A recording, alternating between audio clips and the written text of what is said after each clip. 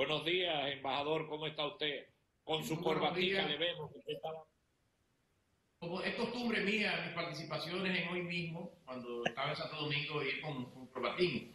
Es una práctica que la asumí por admiración y cariño a mi amigo Geomar García, que a pesar de que en esa época él estaba en otro canal, ¿no? Y no en este canal de referencia como es el canal 9 de Colorvisión y de mi amigo Domingo Bermúdez. Muchas gracias, doctor. ¿Cómo está España, la madre patria? Bueno, la situación ya comienza a mejorar. Hay muchas expectativas de que Madrid finalmente pase a fase 1. Ya cerca del 70% del territorio español está en esa fase. Madrid y Barcelona habían quedado en fase 0, a pesar de que se le permitían determinadas excepciones que han empezado a ir dejando poco a poco abandonado, ¿no? esas calles desiertas aquí en Madrid, ya comienza a verse un poco más de movilidad. ¿Cuál es la...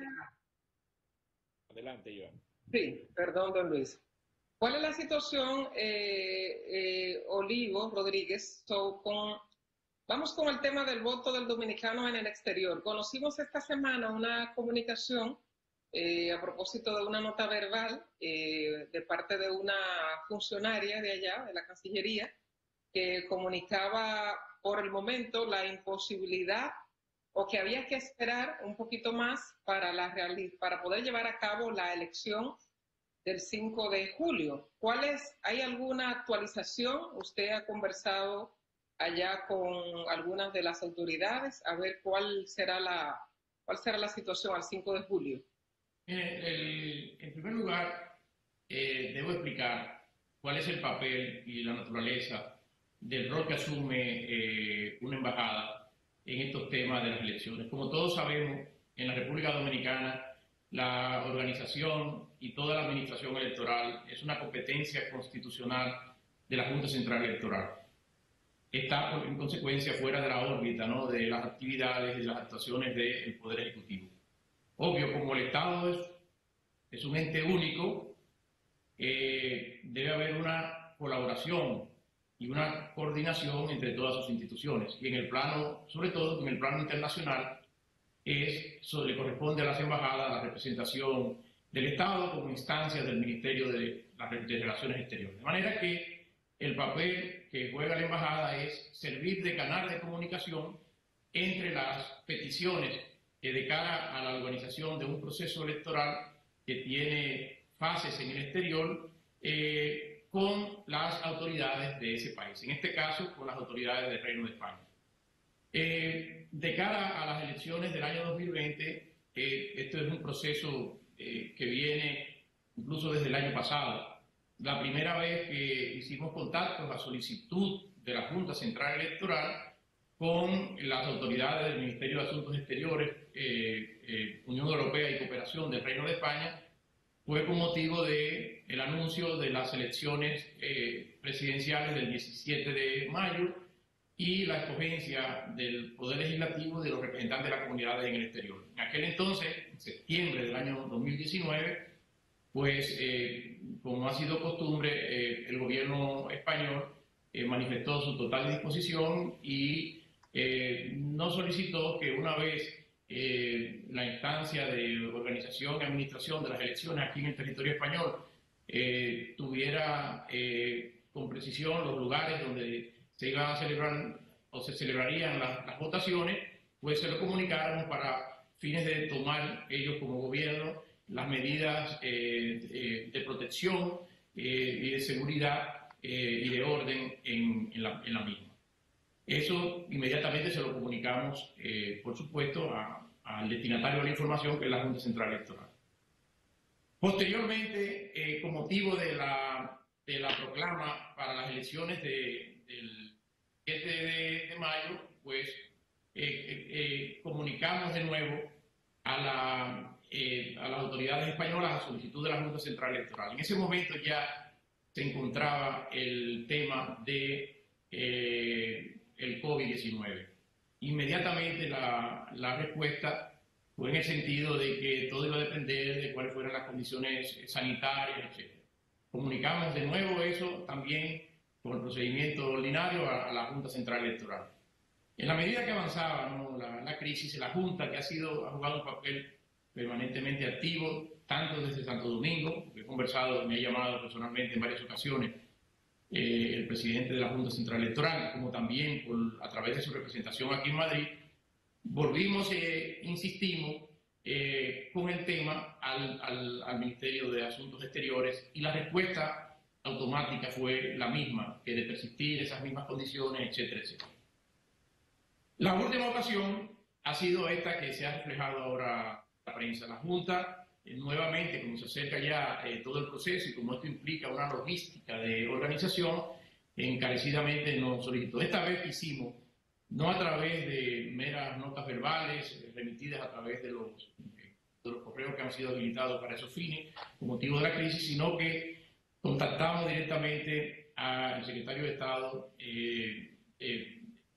de la España Global, que se estaba encargando de estos asuntos, que sirvió de canal de comunicación, y le habíamos explicado que en ocasiones anteriores nos daba una respuesta muy abierta, y que como ya España, el presidente Sánchez había anunciado un plan de desescalada que incluso prevé la celebración de elecciones en comunidades autónomas como el País Vasco y Galicia, que se van a celebrar precisamente la segunda semana del mes de julio, que la Junta Central Electoral estaba en el interés de que se viabilizaran, ¿no?, las elecciones dominicanas del 5 de julio, y que queríamos en ese sentido que se nos incluyera dentro de las excepciones en el plan de desescalada.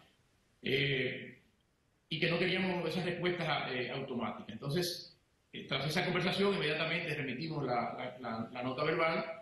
Nos comunicaron que en unos días iban a consultar con las autoridades correspondientes, porque no es una decisión que toma el Ministerio de Asuntos Exteriores, y la respuesta fue varios días después esa que ha salido reseñada en la prensa. Es decir, se mantiene en cierta forma la ambigüedad, en el sentido de que habría que esperar, ¿no?, estar más próximo de la fecha de las elecciones para saber si era posible, por el tema de la restricción de movilidad aquí en España, etcétera. De manera que no era una posición concluyente, y eso es lo que hemos hecho, volver a comunicar a la Junta Central Electoral. Nosotros, como embajada, el papel que nos corresponde es ese, y hemos desplegado todas y cada uno de los esfuerzos que nos han sido solicitados por el órgano constitucional competente en la República Dominicana de este tema, y puedo dar constancia del interés permanente que las autoridades de la Junta Central Electoral aquí en Madrid y el propio presidente de la Junta Central Electoral, todo el esfuerzo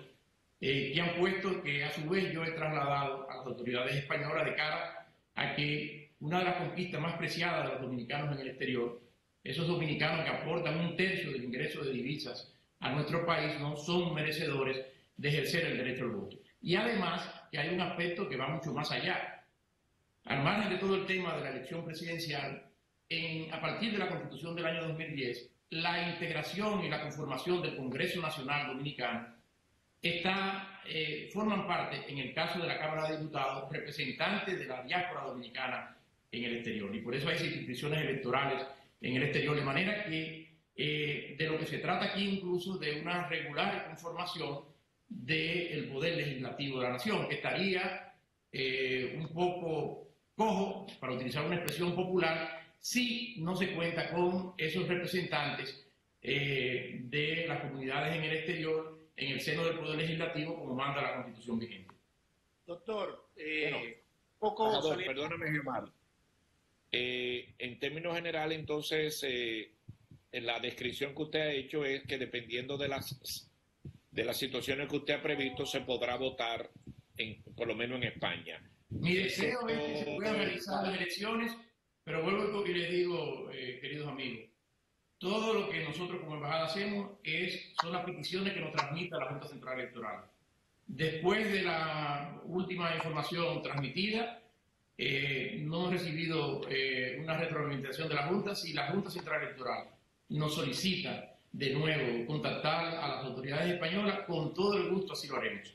Hay un tema que es importante que la gente entienda. Al igual que sucede con otros países, aunque España formalmente no es un Estado federal, tiene unos altos niveles de descentralización que lo hacen muy parecido a los estados federales con el tema de las comunidades autónomas. De manera que, por ejemplo, todo lo que toca a los recintos electorales, a los lugares donde se instalan los colegios electorales, es un tema que lo asignan los gobiernos locales, los ayuntamientos y en otros casos las propias comunidades autónomas. La Junta Central Electoral, desde el inicio, porque tenían meses o más de un año trabajando en este tema, habían hecho los contactos. Con motivo de la crisis del COVID-19, según nos informó la encargada de la Junta Central Electoral aquí en Madrid, en su circunscripción, que es la más amplia del voto de los dominicanos aquí en España, le comunicaron la revocación de la asignación de esos locales donde se llevarían a cabo los temas de votación. Por eso y ha sido importante esta insistencia con el gobierno español, porque sobre la base de un visto bueno en este sentido, serviría de base para que la Junta Central Electoral, la oficina de la Junta Central Electoral, pueda gestionar con esos ayuntamientos, con esas entidades públicas locales que han revocado la autorización de los mismos, pueda a su vez solicitarle que reconsideren esa decisión y que en consecuencia asignen los locales para que se pueda llevar en orden el proceso electoral como merece nuestra comunidad aquí en España. Embajador, saliéndonos un poco de este tema, ha circulado la información de que el rey emérito Juan Carlos de España llegaría a República Dominicana a residir. ¿Tiene alguna información usted sobre esta versión que ha circulado? No tengo ninguna información.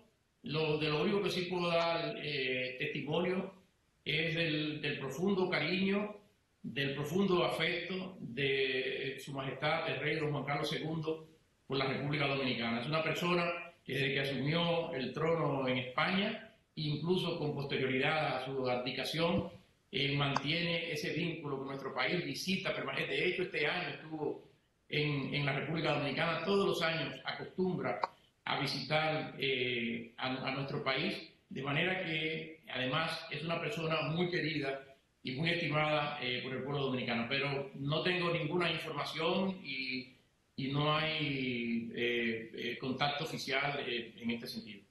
Usted sabe el peso que tiene el turismo en la economía dominicana y dentro de ese peso el mercado español es fundamental, tanto como inversión y como turistas que vienen. Usted que está en el corazón de Madrid, ¿qué se ha proyectado? ¿Qué visualiza? ¿Tiene algunos datos, estadísticas, visión de lo que habrá de ocurrir el resto del año y en el futuro turismo República Dominicana, Europa, Madrid? Mira, España, sí, varias cosas.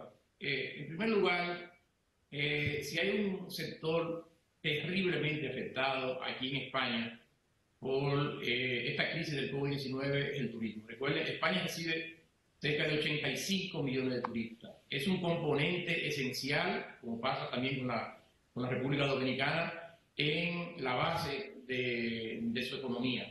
Es un turismo que no solamente tiene una gran movilidad, por esos cerca de 85 millones de extranjeros que la visitan, sino porque hay una gran movilidad dentro de todo el territorio español en lo que se denomina turismo interno. Ha sido severamente afectado.